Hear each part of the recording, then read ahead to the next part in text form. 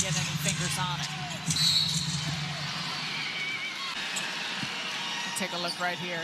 Oh, Brittney Griner now going through her body. Sure does. Brittney Griner threw both elbows into Caitlin Clark. The refs saw it. They reviewed it, and they called the foul on Clark. What happened Saturday night in Connecticut wasn't just a basketball game. It was a physical battle laced with controversy, a baffling officiating decision, and one of the most clutch individual performances you'll see all season. Indiana walked into Mohegan Sun Arena riding momentum and walked out with a win that nobody will remember for the final score. Because what happened in the fourth quarter is what everyone's going to be talking about for the next week.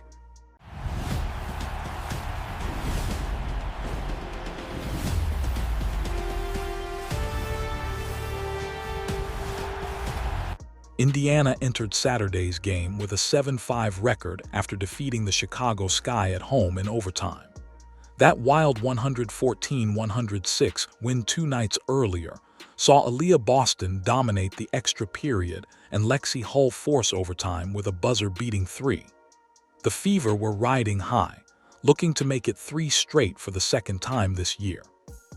This was a Commissioner's Cup matchup, and a win would pull Indiana within half a game of New York atop the Eastern Conference standings, with the Cup title game set for June 30th.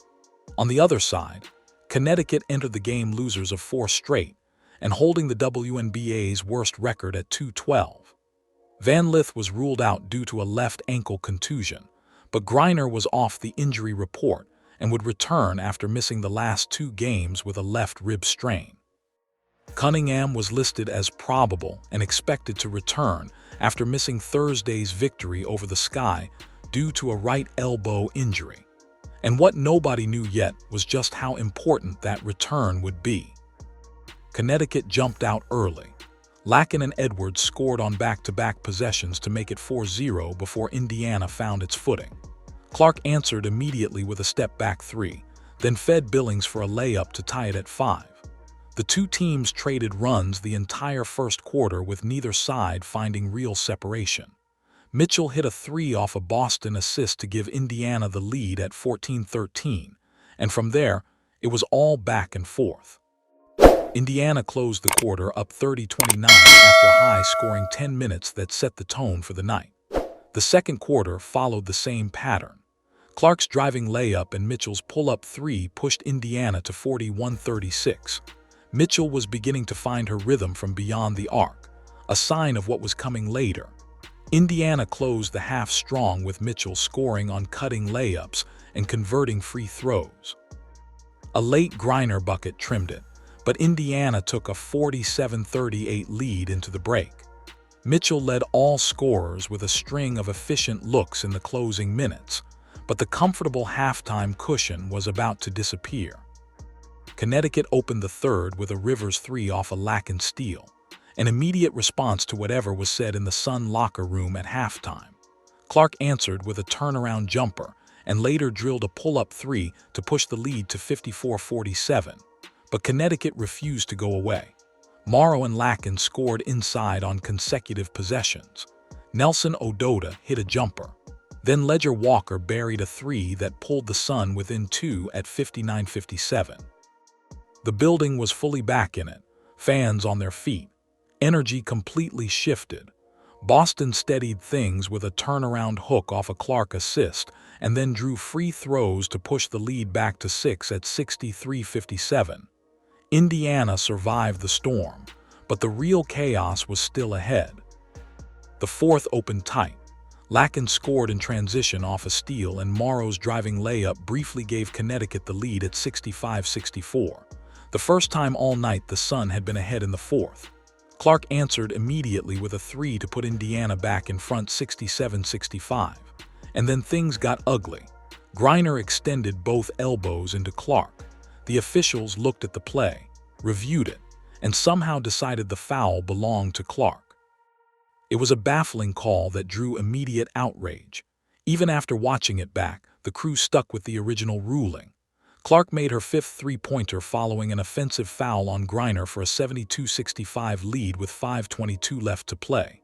Then right around that stretch, Griner set a hard screen that sent Clark to the floor. No whistle. Clark stayed down for a beat, visibly frustrated. The Indiana bench was up arguing for a call that never arrived. Now here's the thing. This isn't the first time Griner and Clark have been at the center of something like this. Back in May 2025, Griner became the center of conservative fury after cameras allegedly caught her calling Clark a racial slur after fouling out of a game between the Dream and the Fever. A lack of audio meant it remained unclear whether Griner made the provocative comment, but the moment quickly became fuel for controversy. When Griner finally addressed it, she admitted being upset about the foul but said she couldn't remember exactly what she said. She denied using that kind of language. The WNBA never officially acted on it. And now here we are again. Different team, different arena. Same two names in the middle of another physical moment with no accountability on the floor. Whether you think the officiating was biased or just bad, the pattern is becoming harder to ignore. With the score tight and the momentum swinging toward Connecticut, Cunningham checked in with 3:56 left on the clock. She'd been quiet all night, dealing with the elbow injury. Hadn't scored a single point to that point. Rivers and Griner had back-to-back baskets and Burke hit a free throw after Clark was called for a technical to cut it to 74-72. The Sun had all the momentum. The arena was electric. And then Cunningham flipped a switch. She hit 3 consecutive three-pointers and drove to the cup for an impressive layup in the final minutes of the game. Cunningham went on a heater to end the fourth quarter, scoring the last 11 points for the Fever and securing their 10-point victory. Connecticut attempted to make a comeback, but Cunningham delivered a dagger of a three-pointer with just 23 seconds left. Game over. 85-75 Indiana. After the game, Clark joked about it, saying, "Well, she's got a new elbow. She was telling everybody she was going to make 3 threes tonight." Turns out she wasn't joking. Cunningham even posted a pair of photos of herself on Instagram celebrating those 3-point shots from the fourth quarter. Ice in her veins. Clark finished with 25 points, 3 rebounds, 5 assists, and 1 block in 36 minutes on the court. Mitchell added 19 points and 5 assists for Indiana, which has won 3 in a row for the second time this season. But the story of the night was Cunningham. 0 points through 38 minutes, then 11 in the final 2. That's the kind of moment that defines a season. Indiana is now on a 3-game winning streak and improved to 4-1 in Commissioner's Cup games. They're half a game behind New York with the title matchup looming on June 30th. But beyond the standings, this Fever team can't seem to go a single week without a new storyline. Just 2 weeks earlier, Clark and coach Stephanie White went viral for a heated argument during the team's 184 loss to the Portland Fire. Jason Whitlock weighed in, making a bold claim about the Fever coach, alleging that White and her defensive assistant Brian January sabotaged Clark, calling it intentional. Clark downplayed it all, saying they're just 2 competitive people who want to win. The Griner no call, the coaching drama, the technical fouls, the physical play with no consequences. Every week it's something new. And yet somehow Indiana keeps winning. Maybe the noise is exactly what fuels them. Or maybe at some point it catches up. Either way, this team is must-watch basketball right now. And that's not changing anytime soon.